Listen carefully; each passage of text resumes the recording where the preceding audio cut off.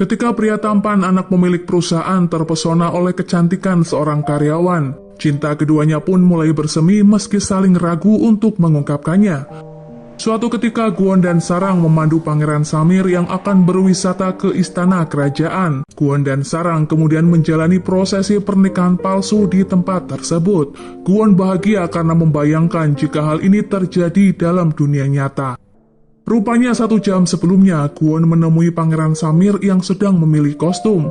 Kwon sengaja menipu pangeran agar mau menggunakan pakaian berwarna putih. Tanpa pangeran ketahui, pakaian tersebut digunakan para budak pada masanya. Pangeran pun marah karena Kwon telah menipunya, sehingga ia gagal bersanding dengan Sarang. Kwon menyayangkan sikap Sarang yang asal setuju menjadi pengantin pura-pura. Padahal sebenarnya Kwon tahu jika Sarang enggan melakukannya. Sarang beralasan jika ia tak ingin merugikan perusahaan karena ia kurang totalitas. Apalagi kontrak tersebut sulit didapatkan. Kwon berkata ia tak suka Sarang didekati oleh pria mata keranjang, sekalipun itu adalah seorang pangeran. 질투하시는 거예요? 내가 왜?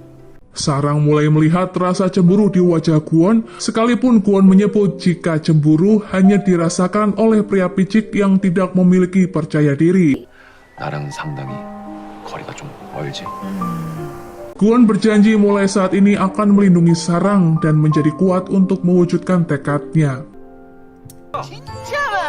저기요. Sempat terjadi keributan karena pangeran meminta bodyguardnya untuk menyingkirkan Kwon dari hadapannya, karena pangeran ingin berkeliling istana dengan Sarang saja. Seharian melakukan pekerjaan yang melelahkan, akhirnya pangeran kembali ke Hotel King dengan senyum yang mengembang di wajahnya, karena Sarang membuatnya puas berwisata di sekitaran Seoul. Kwon lalu mengajak Sarang ke salah satu kamar VVIP karena ingin Sarang beristirahat dengan nyaman setelah ia lembur. Sebelum meninggalkan Sarang, Kwon juga membuatkan secangkir kopi untuknya. Ia menyebut jika Sarang adalah pegawai VVIP yang sudah bekerja keras melayani tamu yang sangat merepotkan. Sarang tak kuasa menolak karena Kwon berkata jika semua ini adalah bentuk tunjangan pegawai.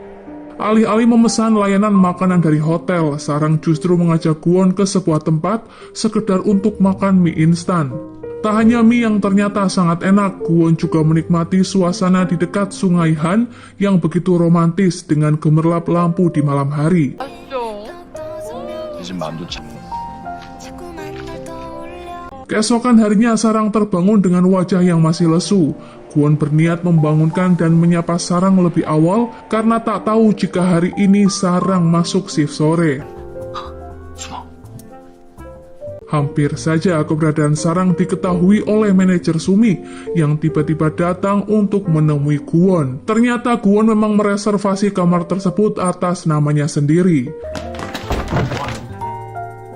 Sumi hanya ingin memastikan apakah ada yang bisa ia bantu untuk melayani Kwon. Setelah manajer tersebut pergi, Sarang yang takut ketahuan ada di kamar VVIP berniat untuk keluar dari sana. Namun tiba-tiba Kwon menggendongnya dan membaringkan tubuh Sarang di ranjang agar ia melanjutkan istirahat hingga jam kerjanya tiba. Sedekat itu dengan Kwon membuat Sarang tak bisa berkata-kata selain menuruti semua perintahnya. Berpindah pada Dael yang baru saja pulang bekerja sekaligus menjemput putrinya dari tempat les. Terlihat suaminya yang sudah lebih dulu ada di rumah mulai bersikap seenaknya. Pria itu tak hanya mengabaikan putrinya yang ingin mengajaknya bermain, namun juga menolak membantu pekerjaan rumah dengan berpura-pura ketiduran. Putri Dael yang bernama Corong bahkan menyebut jika ayahnya pemalas dan tak tahu malu karena membiarkan ibunya kelelahan seorang diri. Seperti biasa, manajer Sumi selalu mengeluh dengan beban kerjaannya. Apalagi siang itu ia mendapat perintah khusus dari Pangeran Samir untuk memberikan sebuah gaun yang harus digunakan Sarang dalam pesta nanti malam. Pangeran juga memberikan hadiah kepada Kwon. Namun setelah membuka bingkisan tersebut, Kwon sangat terkejut sembari mengumpat karena sepertinya hadiah itu tidak sesuai dengan ekspektasinya.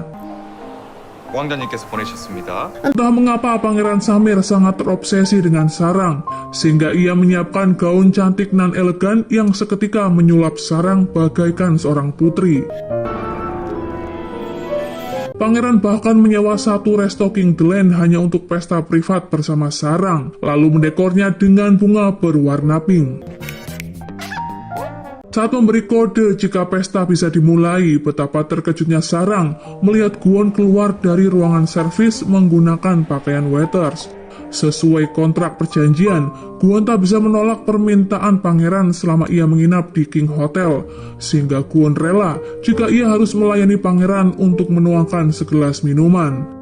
Melihat Gwon melakukan pekerjaan remeh membuat Sarang seketika bangun dari tempat duduknya. Ia merasa sungkan jika harus berdiam diri di saat atasannya malah ingin melayaninya.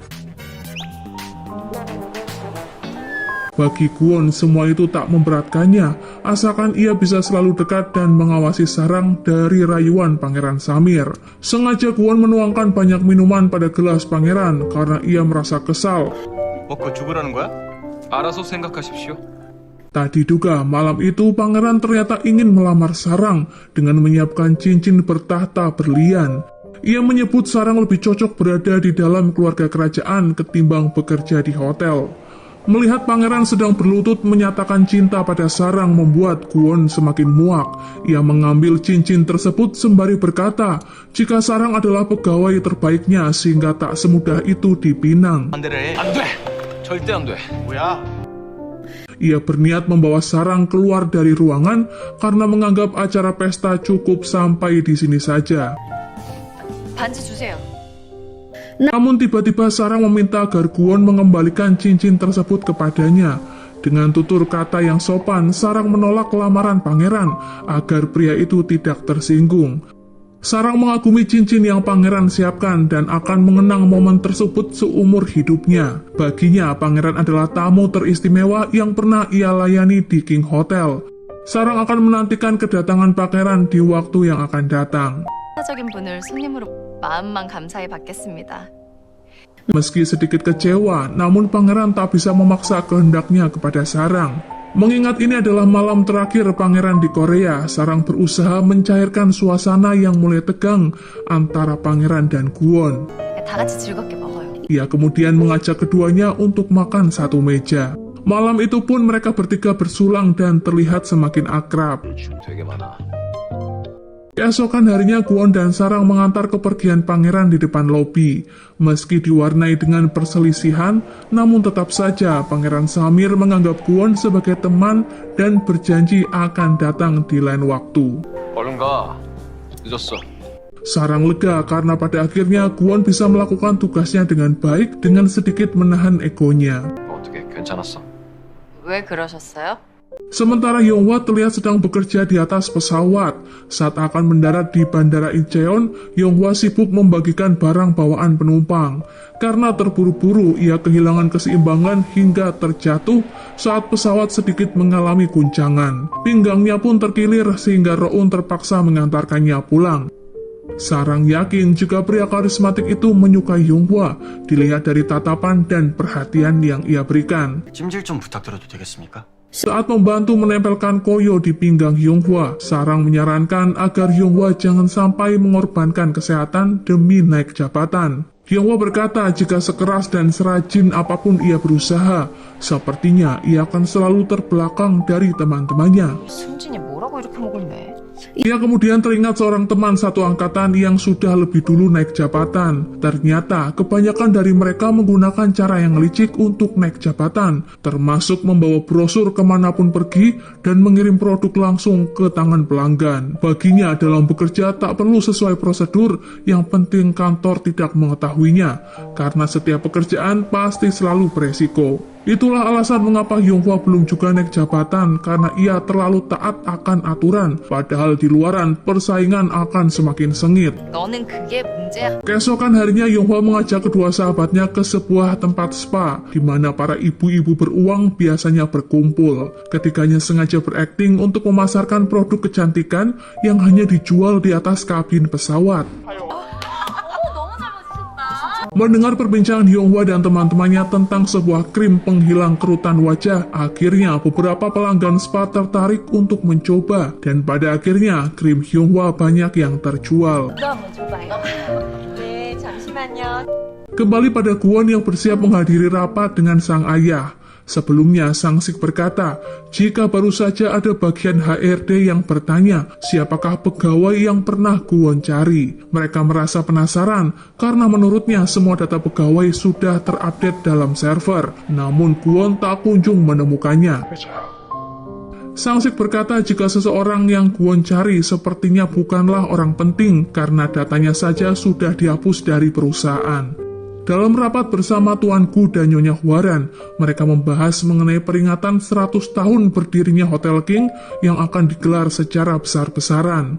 Kwon meminta ayahnya mempercayakan acara ini kepadanya karena ia akan mempersiapkannya dengan matang. Tuan Gu langsung setuju karena memang sudah seharusnya Kwon turun tangan mengatur perusahaan. Sikap Kwon yang tiba-tiba peduli pada hotel membuat Nyonya Hwaran resah, karena Kwon sepertinya ingin menyulut pertikaian dengannya.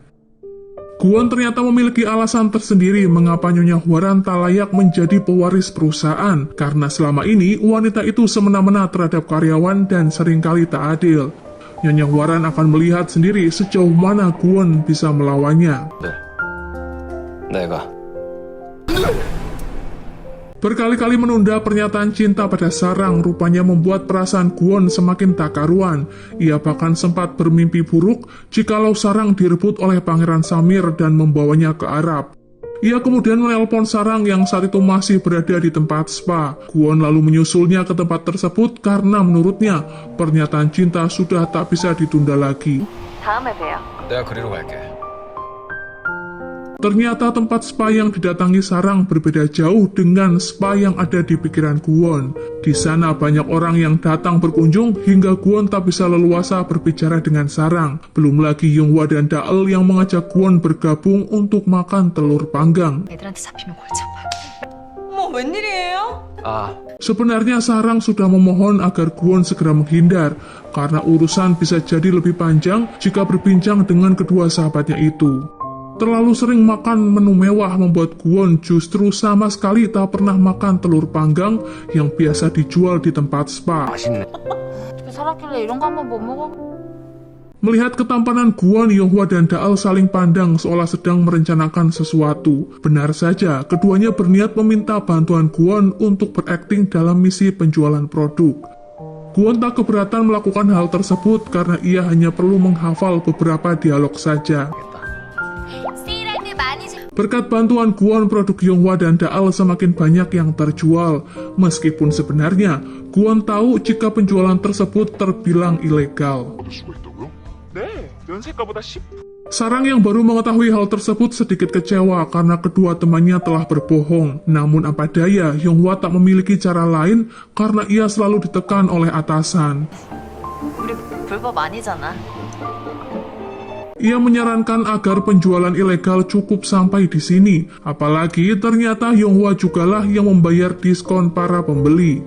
Dari situlah Kwon tahu jika Sarang dan teman-temannya sebenarnya adalah karyawan yang sangat jujur.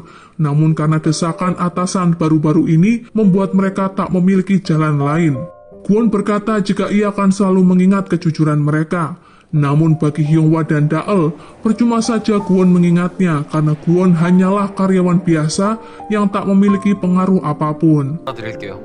노 과장님이 알아주는 게 무슨 소용있어?